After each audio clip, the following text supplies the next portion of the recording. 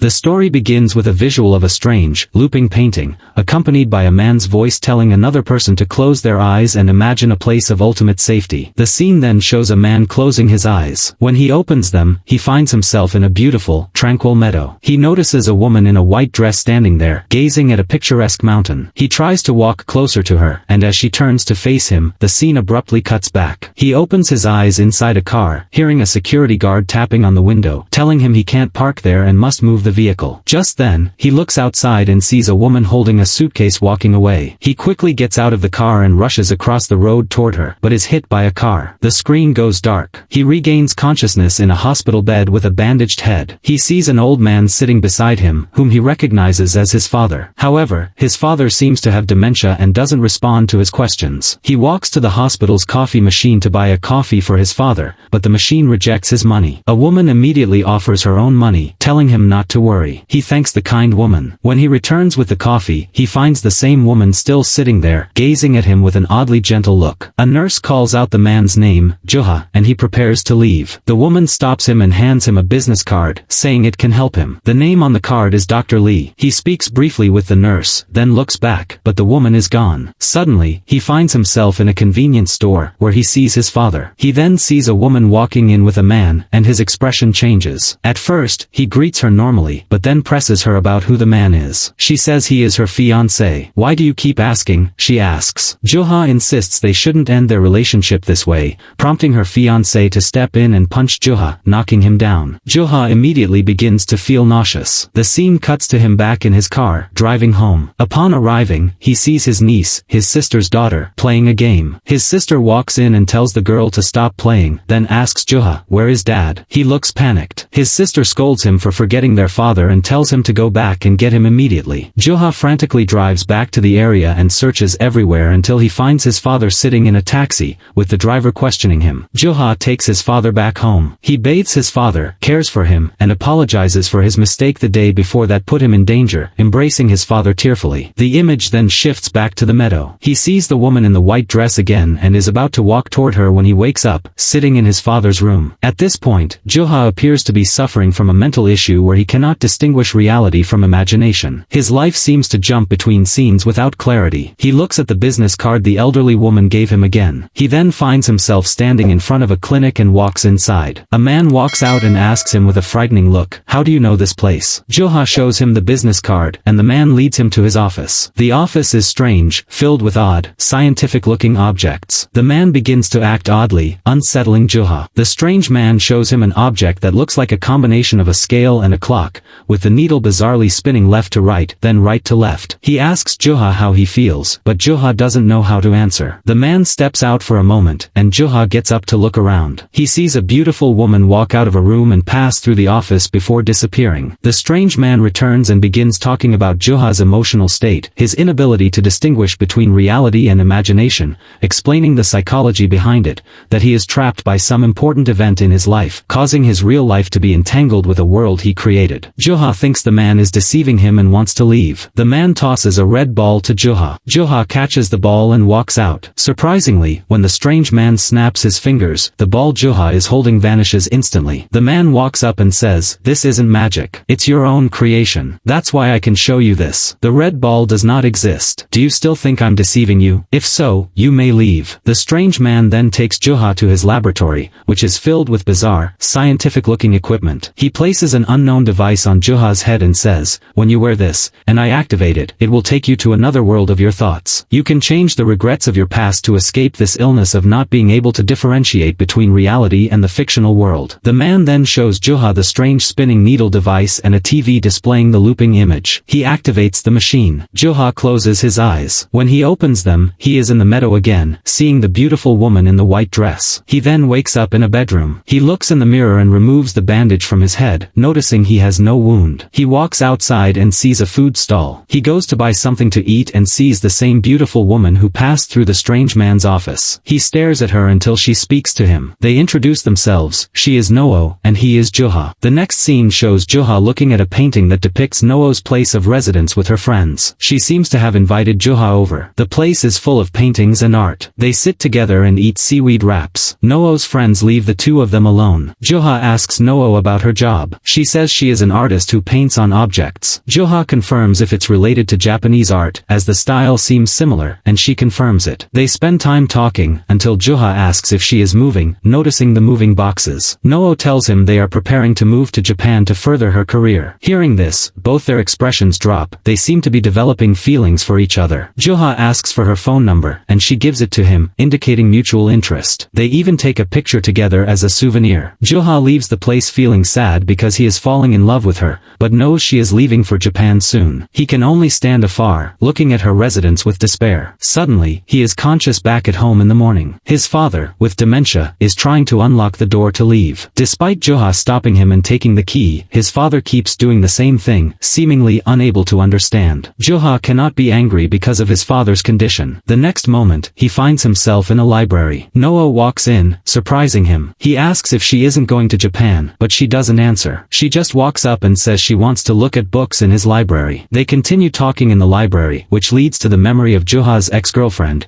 who broke up with him because he couldn't afford an expensive engagement ring. He eventually gave her his mother's ring, but she was proposed to by another man with a costly ring and abandoned Juha. Noo asks where the ring is now. He says he didn't ask for it back. Noo says it was his mother's ring and shouldn't have been given to a woman like that. The scene immediately shows him standing in front of a villa. He sneaks in quietly to a room and finds Noo digging for the ring they just talked about. This is his ex-girlfriend's house. He asks what she is doing. She says, "I'm helping you find the ring." They search together until they find it, making Juha very happy. Just then, his ex-girlfriend arrives home, and they quickly hide in a closet. While in the closet, Juha looks at Noo's beautiful face with love. The scene cuts back to the library, where they are happy to have the ring back. Noo then takes Juha to a place at night. He recognizes it as the house of the strange man, Dr. Lee, who experimented on him to treat his illness of not being able to distinguish between the fictional world and reality, before he closed his eyes and began this sequence of events. They go inside. The interior is the same as before, but the strange man is gone. The place is completely silent. Juha and Noo sit down on chairs. Juha places the scientific device on both their heads and plays the video of the looping circle. They close their eyes and enter the meadow. He sees the woman in the white dress again. Before, he never saw her face, but this time, when she turns, he recognizes her as Noo. He hears himself say, "Don't go to Japan. Stay here." She walks closer, smiles briefly, and then disappears. Suddenly, he hears a voice waking him up. The strange man, Dr. Lee, is trying to wake him from the created world, but fails. The elderly woman who gave him the business card is standing nearby, looking worried. Another elderly man, who looks strongly like an older version of Juha, is also wearing the device on his head. Just then, the elderly woman and the strange man vanish. Juha tries to walk out, and his nausea returns. Suddenly, he hears a knocking on his car window. He opens his eyes and is back in the car, with the security guard telling him to move, just like in the beginning. He looks out and sees a woman with a suitcase, who now clearly resembles Noo. He gets out, crosses the road towards her, and is hit by a car again. Everything goes dark. When he opens his eyes in the hospital with a bandaged head, he sees his father sitting beside him, just like before. He walks to the coffee machine and sees the elderly woman watching him from afar. This time, his sister walks up to him near the machine and asks, "What are you doing here? Why aren't you going to see Dad?" He does not see the elderly woman anymore, nor his father in the waiting area. He walks to the patient room and sees his father being urgently treated. He asks his sister, "Why is Dad like this? He was sitting in the waiting area with me just now." She tells him, "Dad has been resting in the emergency room for many weeks. Why are you forgetting and not understanding anything?" Juha begins to question himself, was everything that happened real or fictional? Even now, he doesn't know for sure if he is in the real world or the fictional one. His sister scolds him to get a grip and stop saying strange things. Suddenly, his father walks out of the emergency room normally, smiling at him. "Son, you must be strong. You must persevere. And don't regret what has happened, but do your best in the present. I love you, son." Juha hugs his father and cries. Then, he opens his eyes again next to his father's hospital bed. His father is still lying in the bed, unconscious. The screen shows that his father has passed away. Later, at his father's funeral at home, Juha sees his sister walk in with a woman. When he looks closely, he realizes it's Noo. She walks over and asks him, "What happened to your head?" His sister talks affectionately with Noo, asking how Japan was and if she had fun. She then gives Juha a chance to talk to Noo. Noo calls him, "my dear husband," which makes him even more confused. How did she suddenly become his wife? She says, "We've been married for a long time. Why don't you remember?" She shows him her hand with a wedding ring. Juha is seen sitting in a room, sadly contemplating everything. A moment later, he opens his eyes, finding himself in bed. He walks downstairs and sees his family, including his parents, eating breakfast together. Noah walks in and sits beside him, seemingly part of the family. A moment later, he sees himself in a supermarket. Noah walks up and asks him what he has bought. Juha regains his composure and tells her, "I want to show you something. Come with me." They go to the house of the strange man, Dr. Lee, to show her all the things he experienced there, as it was the place where his strange experiences began and where he lost the ability to distinguish between worlds. When they enter, the place looks abandoned and derelict. When he enters the room again, he only sees a strange device, which he now realizes is a hair steamer. He is puzzled, remembering the place so clearly, and recalls the name, Hypnotica Clinic. They find a flyer for the business when it was open. It was indeed named Hypnotica, but it was a spa, not the place he described. They are then seen sitting in a room together. Noah is unwrapping his head bandage. Juha suddenly sees a memory of himself proposing to her,